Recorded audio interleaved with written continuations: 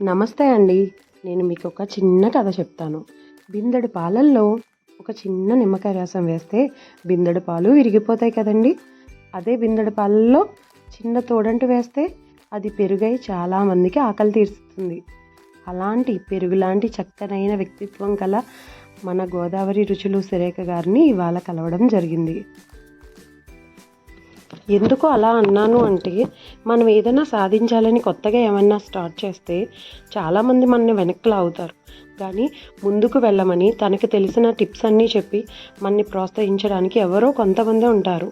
అలాంటి వారిలో సురేఖ గారు ముందుంటారు. ఒక చిన్న పల్లెటూరు నుంచి తన యూట్యూబ్ స్టార్ట్ చేసి 300K ఫాలోవర్స్కి దగ్గరలోకి దూసుకుపోతున్నారు ఆవిడ. నాలాంటి న్యూ యూట్యూబర్స్కి మార్గదర్శకంగా కూడా ఉంటున్నారు. ఎక్కడో మనసులో కొంత భయం ఉండేది, కానీ సురేఖ గారిని కలిసిన తర్వాత ఆ భయం అంతా పోయింది.